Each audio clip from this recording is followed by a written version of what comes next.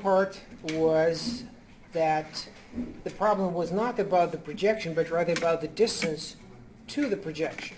Okay, so that must have been the actual source of trouble. So this is the formula you're looking at, the formula for the projection of v onto p. I'm sorry, v onto x onto v. Okay, x onto v. The picture is on the right.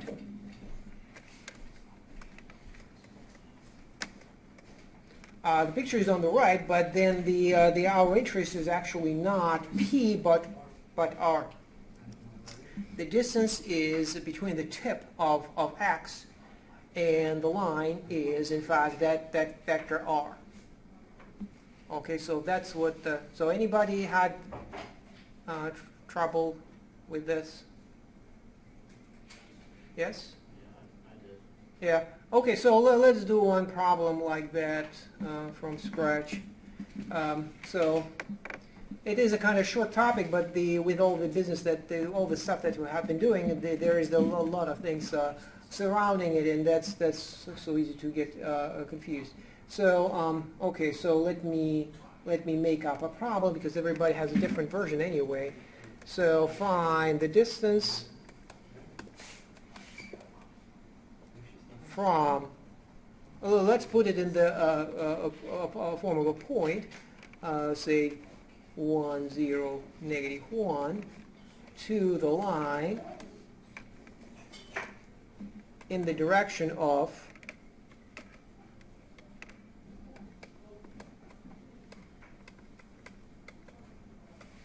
vector, so say point P, how about Q, in direction of vector U, say 0 to 1. Okay, so the picture doesn't matter. I mean, it's three-dimensional, and you should be able to work it out even in dimension 4 or 5. The formula itself that we just looked at was multidimensional, pure algebra, vector algebra. So this is my point Q, and number 1 in order is I create a vector x, which is equal to OQ. Okay, so because a point, and we want to do a vector algebra, so I have to create a vector, and I create a vector x. So step number 1, x is equal to OQ. Okay, and then my vector u is here somewhere. So that's the line with the direction vector u. Okay, so wherever that the projection will drop, it drop that point on that line is unknown. So you could try to find the projection, and that's pretty much what we're after. Find the projection and then subtract. So this is the distance.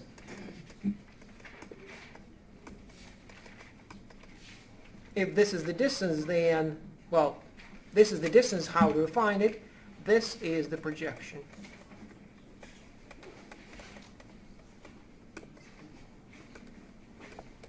So we call projection P, and we call that the one that doesn't have a name, unfortunately. Maybe a height, like in a triangle. You know, drop something like this. This is what that's what R is. So in other words, what we're looking at is x, P plus R is equal to x. Okay, that also we know. And so so then R is equal to x minus P. X is known. Okay, known. And P is to be found used by the formula. And once you found the P, then you just take its magnitude. It will be the answer. So let's run through that quickly. So P is equal to, according to our formula, the dot product of the two. So 2 meaning x and u, x dot u, what is the formula there?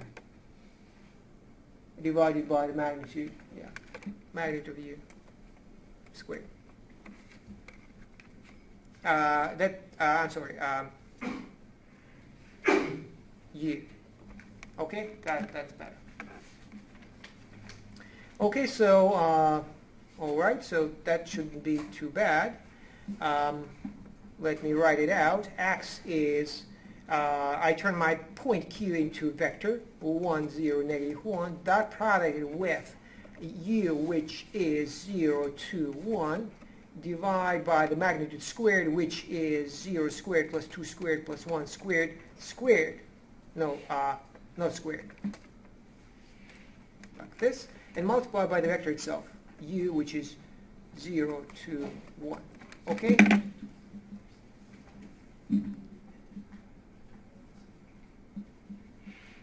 So that's my vector P.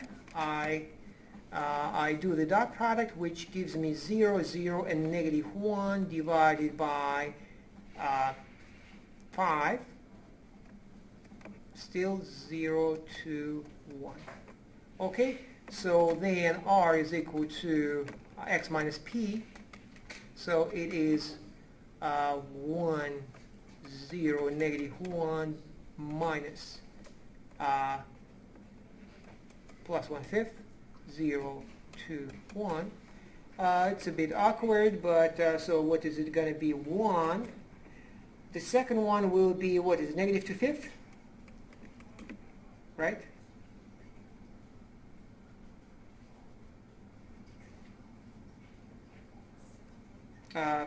Well, it's not negative, it's positive, right? And then negative 1 plus 1/5, 6/5.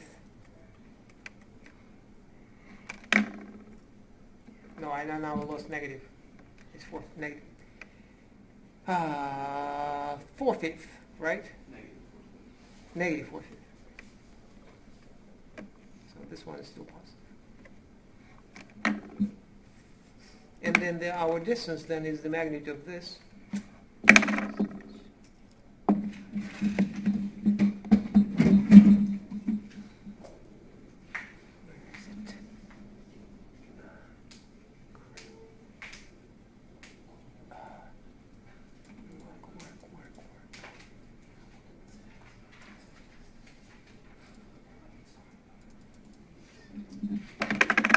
Okay, so the distance is then the magnitude of r, which is 1 squared plus 2/5 squared plus 4/5 squared square root, which is some awkward number, but just like your homework, it varies. So not all of them were just the answer was easy. So you just carry it out with a calculator.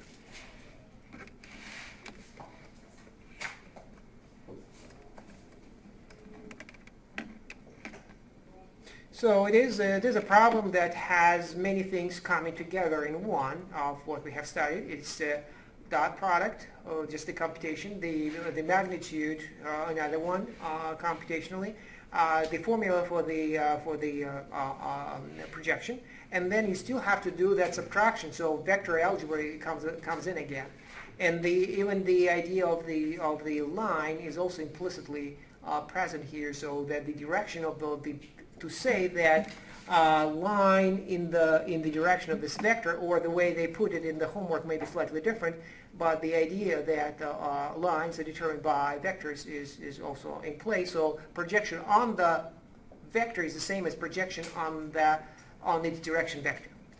Okay? It doesn't matter. So only the direction of that vector matters anyway. So it gives you the whole line, which is what we talked about last time. Okay? So as I said, it is not a simple problem, and they require a certain degree of comfort or mastery of several topics at the same time.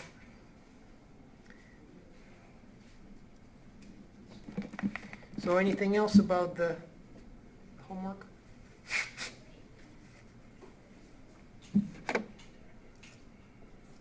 Okay, so so as I was talking about the line, so straight line in Rn in the direction of v,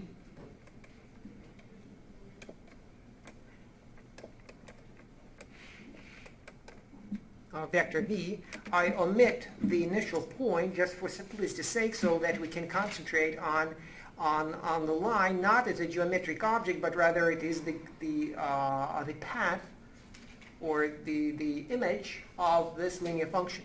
Okay, so linear function is actually very simple. Look at it. What this is. Linear function when the domain is R, because so that's function f is from R to Rn.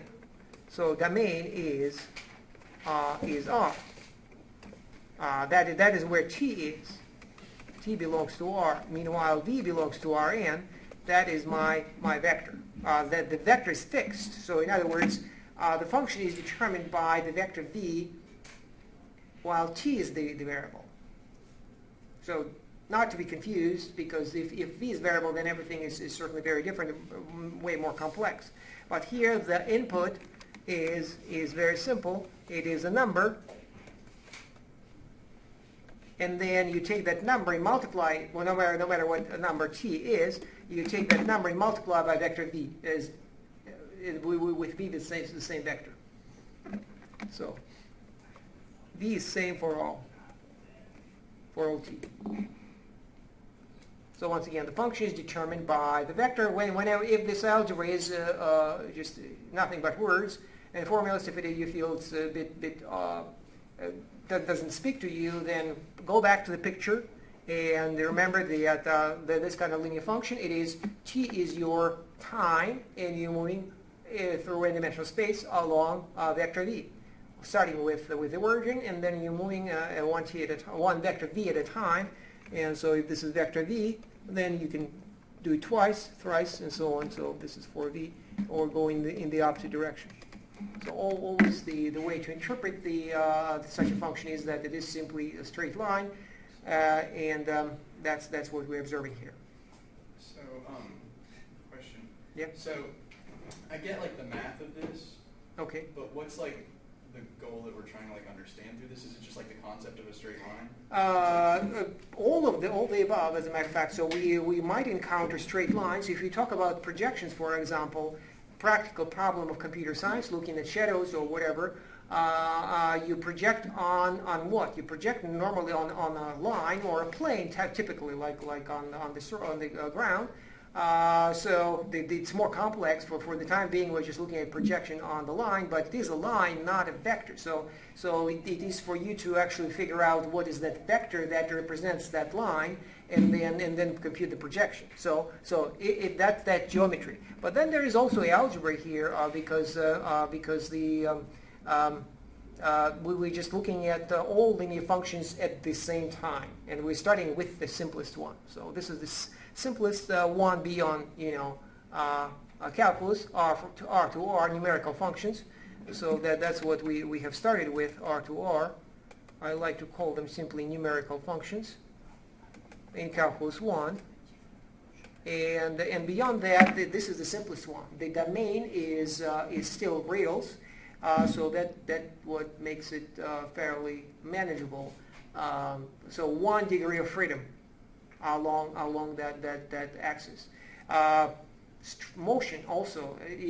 On one hand, it is a metaphor, but on the other hand, if we study motion, that's the simplest kind of motion: straight, constant speed in the same direction. Okay, so certainly, how do you study motion if you don't start with the simplest one? So when there are no, imagine the universe with no forces. So everybody's moving on a straight line at the same speed and never turning, never slowing down.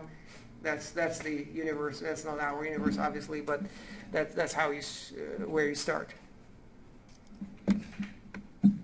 And the projections again. The what I brought up last time, I believe. the MRI. In fact, just on the same day I discovered that it was in the magazine, well, this is Journal of Notices of the American Mathematical Society from January. So it reads about MRIs and how do you do high-dimensional geometry is transforming the MRI industry. So that's roughly what they're talking about. And what they're doing, as I understand it, is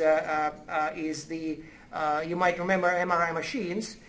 They used to be it's like a tunnel, and the body is put in, and then why is it a tunnel? Because there is a rotation around it, and takes many shots. Okay, and then take all of those shots together. Each of them produces kind of a shadow, right? Because it goes through the body, and then they take all this information and they combine together into one three-dimensional image. Okay, which is not too different from what we just saw a minute ago. No, well, not a minute ago, but rather a while ago, last week.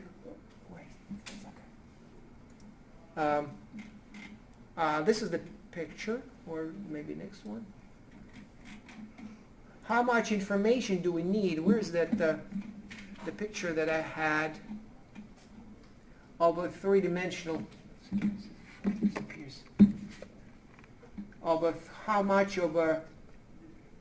How many projections do we need to determine what the vector is? That's a good question for you. So I can find the picture. This one, no. The picture of a straight line. Not this one. This one. I have a picture of.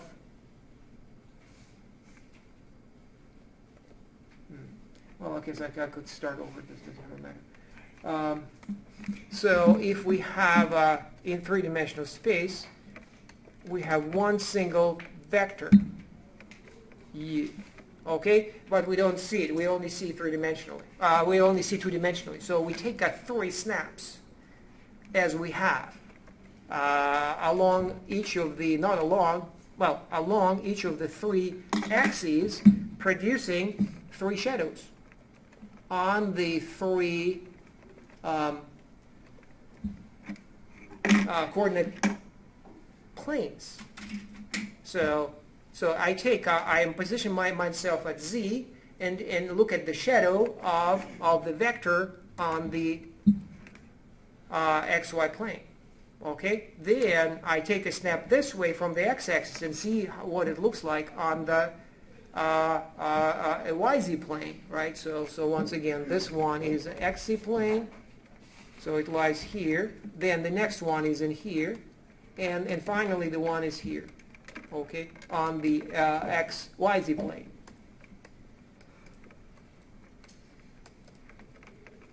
Like this. Okay, so 3 snaps, and do we need all 3 of them? I want to recover my vector u from this information. How much do I need, really? You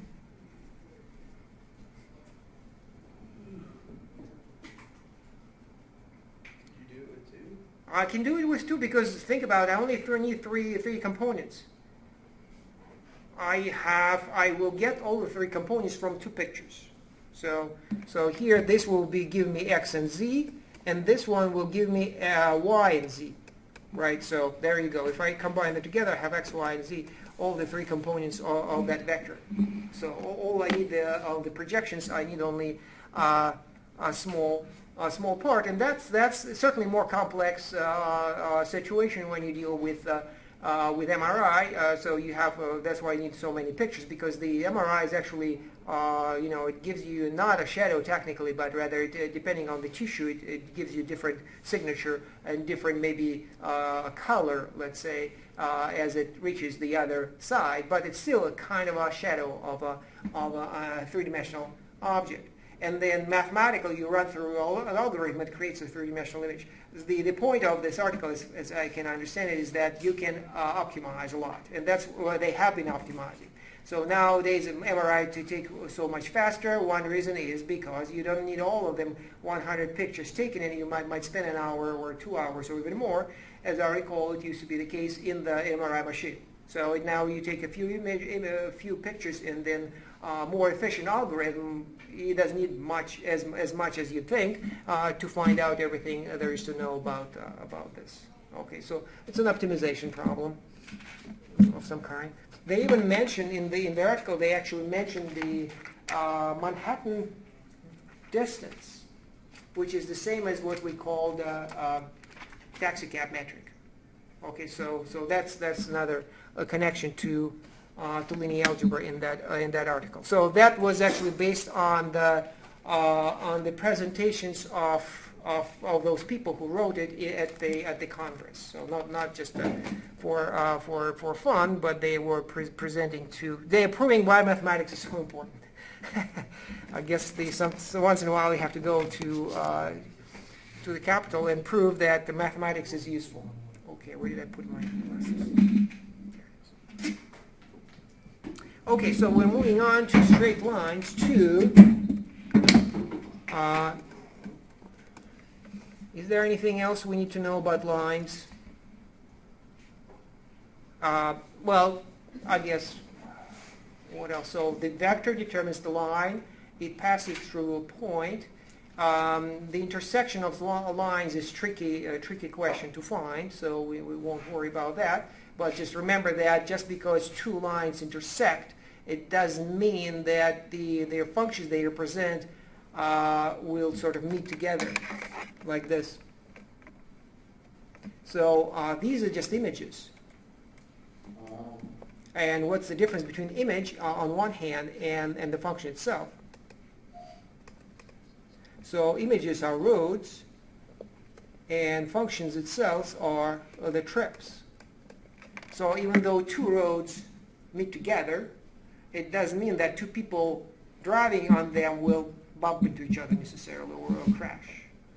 Okay, so then if you have two functions, then it is a challenge sometimes to just to find the point where they intersect, where they intersect because they don't have to necessarily meet together, and so they are two parameterization. You cannot tell from that easily whether or not they actually the two lines in dimensional space higher than in dimension than 2, they might easily intersect like this. On the other hand, they might intersect and you don't know. So that's just a warning, but lines are really not that challenging until they become a part of a bigger picture, and the bigger picture is also planes. So now we're moving to planes, but not in the most general setting. The planes are way more complex, so we start with a simpler situation. So we start with lines in Rn, right? This is what we just talked about, and now we're talking about planes in R3. Okay, so we are not going to high dimensions just yet. There's enough complexity as it is, and if you think about it, you can certainly guess why planes are much more complex. They are made of, every plane is made of straight lines. How many? Well, infinitely many. You can go along the plane this way, or you can go along the plane that way, and you have lines after line after line, infinitely many lines, and that's why we cannot really study planes by means of lines unless we do some extra initial work first. So this is how we could, too many lines in order to study the plane with lines. So it won't be helpful, a lot of helpful, but for our purposes. Another problem is the way we look at the lines as lines, as we just looked at, F from R to Rn, or let's say R3. So we plot the image. Once again, the difference between the graph and the image is that the input variable is omitted.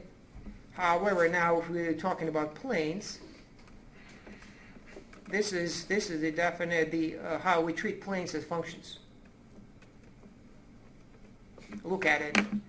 No connection. So three-dimensional space like ours, this is the line, this is the plane. They're seemingly both straight and they're next to each other, but look at how functions are different. One is from R to R3, and you plot the image, and this one is from R2 to RR. Plot the graph. Okay, so I just a warning, I guess. Why am I not using the lines? That's why, because the function is the two functions are just so different. So let's just refresh our maybe you may have not seen the functions of two variables yet. If that's what we're talking about here. Our planes are represented by functions of two variables. Okay, so say f of xy is equal to x plus y. Okay, that's what the function of two variables is. It is x and y is not what it used to be in calculus 1. Y is the dependent variable, x the independent variable now. This is how we do it. Z is the independent variable. Well, I'm sorry, dependent variable. And xy are the two independent variables to begin with.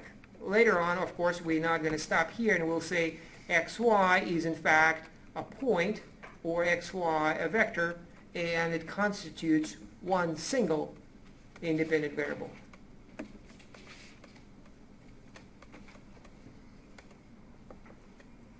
Okay, so we always want to keep that in mind, that every function just take one input and it gives one output. Okay, so but to begin with, if you have never seen functions of two variables, then this is the starting point. What I have on the left is the way to go. So a function of two variables, plug in x and y, and you have an output. The linearity is simple, so we now don't do any trig, we don't do any division, we don't have any powers other than 1. Okay, so there is no x squared, there is no y squared, so no x squared, no y squared, and also no, that's easy to forget, no xy either. Xy has a power of 2. Even either x and y appear here as with power of 1, which means that the total power is 2. And so xy makes it nonlinear. So also out of the question. We're sticking with linear functions. So x plus y is the simplest, probably the simplest linear function that you can think of, unless you pay, simple but hard enough. Well, it is probably easier to start with even simpler ones, and then let me quickly go over those. Z is equal to 3. It is a function of two variables. Okay? So it just happens to be a constant function.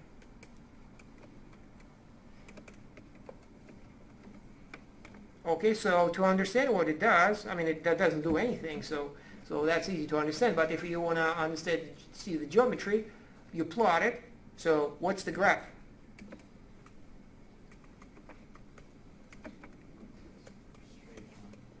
No. Straight vector? What? A vector? I couldn't hear the last word. A vector? No. No. Isn't it just all the z plane? No, z is an axis. And there's only one value of z allowed. Look at it. The z can only be 3. Okay, so then it has to, because if we have like just x equals 3, it would, All possible x's and only one possible value of z. But wait a minute, all possible x's as well as all possible y's. That's actually what we look at. What does all possible x's and all possible y's, what do they form? Which plane? XY plane. So all possible x's and y's form the xy plane. So that's the input. The input this time is not a line anymore. That's we're jumping up way high, because now the plane, the whole xy plane is the input plane. So this is This is the input plane. Input's here. And now this is the output. Okay? So for each input in this plane, there will be a value of z. Okay, so once again, what's the graph? You think? Take the x, y plane and flip it up. Right. It is in fact a plane. Z equals 3 is a horizontal plane right above the xy plane. Okay, so I would suggest, if it was calculus, I would suggest thinking about these functions as terrains. So a function of two variables, the best metaphor for it is a terrain. So it's like you have a map, xy map, and then the z is the elevation. Okay, so that's a map here, and z is the elevation. If you want to think about, unfortunately, well, for better or for worse, the terrains that we'll be looking at are very simple. They will be straight. They won't be necessarily horizontal. They will be flat. So they're not flat, but they will have incline, but they will not go up and down because this is linear algebra, so nothing up and down, only either all up or all down or some. They all will be planes. So all linear functions of two variables linear functions of two variables will have graphs, planes. So all graphs of these functions, as far as linear algebra is concerned, will have planes. Planes and nothing else. So all the graphs will be planes. The simplest ones are, of course, horizontal ones, but there will be also easy to think of the ones that have planes, have slopes. The key problem here is slopes plural, because the same plane could have inclinations different in different directions. Okay, so straight line can have only one slope, but you can imagine that you're walking through terrain, and then you can, if you go that way, you might be climbing, and if you get that way, you might be going down, right? So one slope this way and the other slope that way. And then you can go in between. That's another possibility. It's a totally different slope. So the slopes are then, unlike that rise over the run, will become multiple. Okay? So fortunately, that is not entirely unmanageable. So let me give you a picture.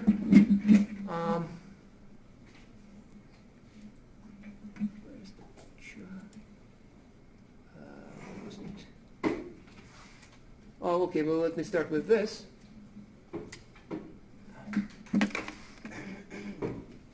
Okay, just a few planes in three-dimensional space.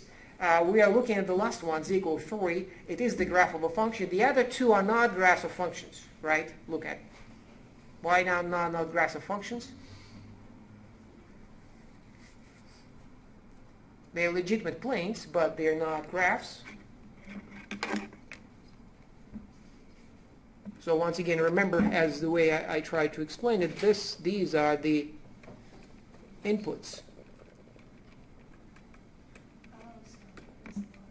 What? Yeah? What does this look like?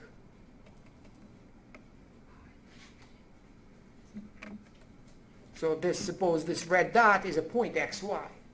What's the value of z? What? Bunch. Okay, so what does it tell you? It's not a function, right? So the function should produce, for every input, should produce one output. So these two lines, it has a vertical part. Those two planes have vertical parts. So if you pick x, y, you'll have a bunch of possible outputs. And so that's out of the question. That's not a function anymore. So out of the planes that are parallel to the coordinate planes, that's the only one on the right that works. But we certainly will study the rest of them as well when time comes. Right now, we're looking at planes as functions of two variables, period. So let's look at the inclinations. It's here somewhere. Here it is. Okay, so a plane, and then which is maybe in three-dimensional space, just hanging there. And then we introduce what's on the left. We introduce the Cartesian system to it.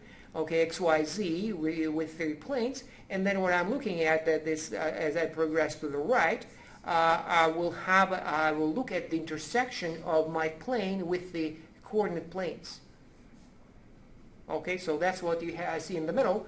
It just happens to be a line that has it slopes in all directions, and then you can see what's happening there at the last 2 images. What's the meaning of those? The shadow? No, actually not. No, they're not shadows. The plane, if you take a shadow of a plane, you pretty much will end up with another plane. They are intersections. Yeah, they're just intersections. So I intersect my plane with the coordinate planes. So those 3 lines that you can see, black, blue, black, green, and purple, are intersections of my plane, that triangular part that's left, with the 3 coordinate planes. Okay, so black one is the crossing of my, or intersection of my line with the XY plane. This is the one. Okay, this is the one. Okay, and then I do this one. This is the intersection with the XY plane, YZ plane, and finally this one is here. Okay, so the point is that now look at what's happening all the way on the right. I can now concentrate on one coordinate plane at a time, which means that we're back to our lower dimensional case, where, and not only one, it is we are now confined to a plane, one at a time, but also we are not dealing with a plane anymore. Our plane left us nothing but a line. So we're going to be studying those lines. The only thing is that there will be more than one. So we're still studying planes with lines, just we have to choose them carefully. And the choice is find the intersection of your plane with the coordinate planes, and specifically those 2 vertical coordinate planes. And in fact, if we look at the previous picture, as you can see, if I intersect my plane here, my horizontal plane, what kind of intersection does it have with the XZ plane? This is the intersection with the XZ plane, and this is the intersection with the YZ plane. Yes. So in other words, those 2 functions that we create this way will be just as elementary as the original. So the point being, let's look at this picture on the right a bit more. Look at the XZ plane. If you look at the XZ plane, then this is, so forget about the 3-dimensional business and concentrate on the XZ plane on the left. I'm left with only that thick red line. What's the equation of that line?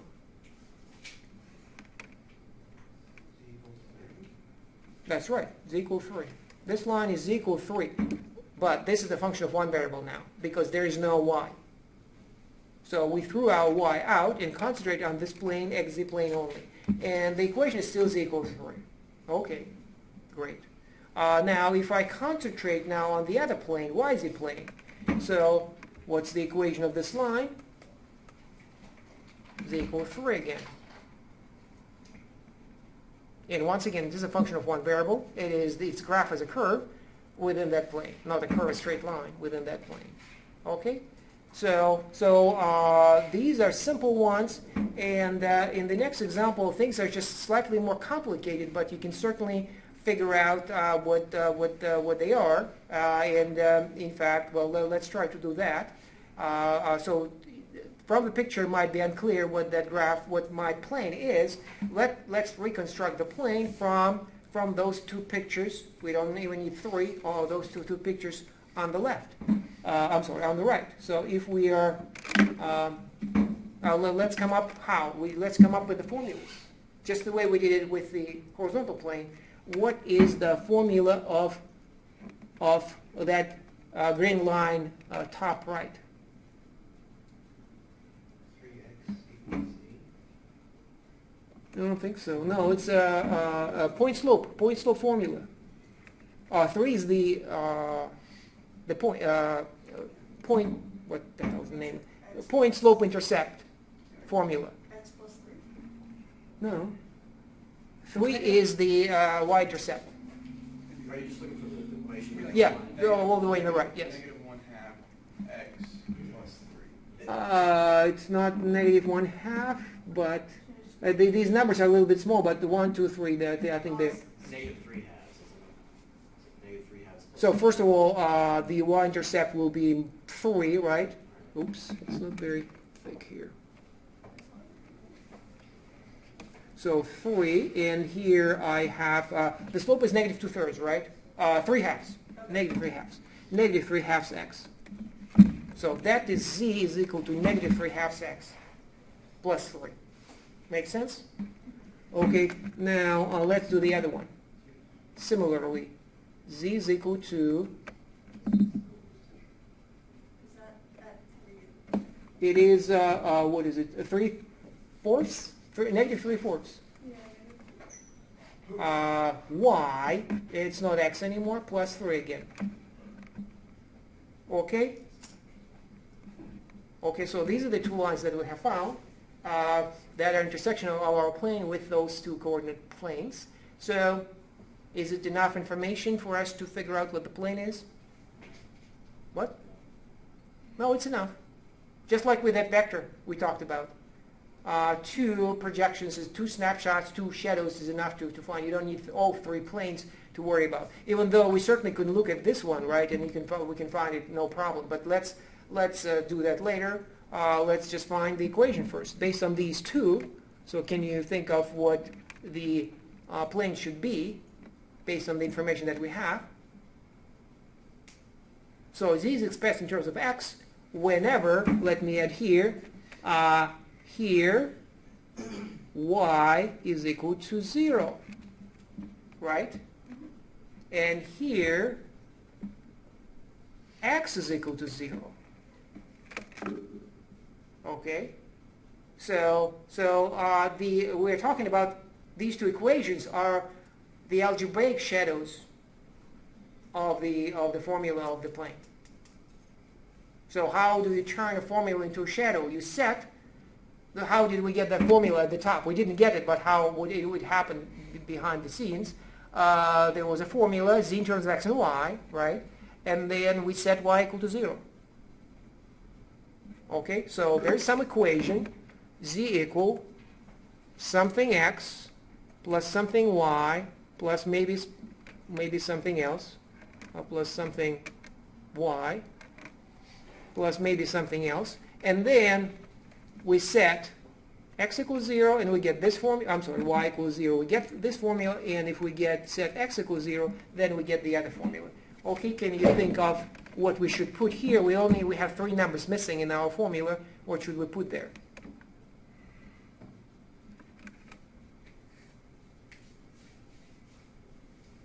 What would be the simplest choice? Explain. What? Explain. What should be in front of x? Negative 3 halves. Negative 3 halves. That's the easiest one to think of. In front of y, negative 3/4. And what is the last term? 3. Okay, so there you go. So that's you can confirm what I said. If you take this formula and set y equal to 0, you get the formula on the right. And if you you set x equals 0, you get the formula at the bottom, right? Okay, makes sense. And then and finally, what about this line?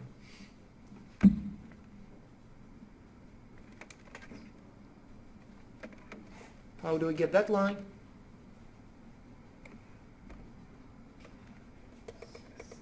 What? Set z equal to 0. That's right, set z equal to 0. So same equation, set z equal to 0, and the end result will be an implicit formula for the line. So z is not expressed explicitly towards x and y because, well, z now is 0.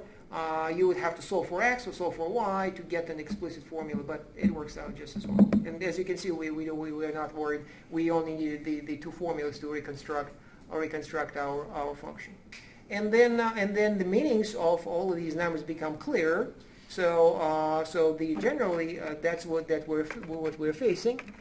Say ax plus by, z is equal to ax plus by plus say d. Okay, and we already know the meaning of these a, b, and d. Look at our pictures. The coefficient of x, that a over here, is a certain slope. Coefficient of y, that b over here, is also a slope.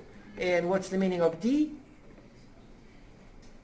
What would you call d, that number over here? The 3. What's the meaning of 3? Intercept. It is I would call it z-intercept, right? So, there are two slopes, and it is suffice, even though there are infinitely many slopes in infinitely many directions, but it turns out that it suffices to only take care or worry about only two. In direction of x, in direction of y, and it will be sufficient. Okay, so you don't have to take snapshots in all infinitely many directions, just the two. The number of dimensions is sufficient. So a is the slope with respect to x, and this one with respect to y. In what sense? You have to be careful about that, what it means to be a slope with respect to x. Well, over there it is when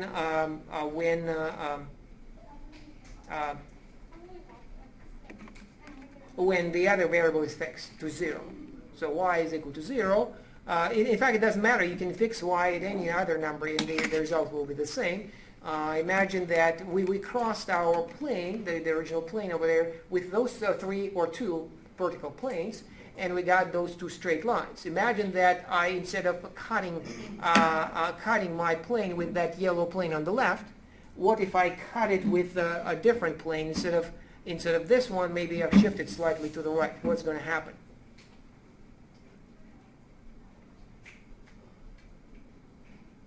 Like this. This is what's going to happen. Like this. This will be the cut. Pretty much the same. It will be located in a different place, but the slope will be the same.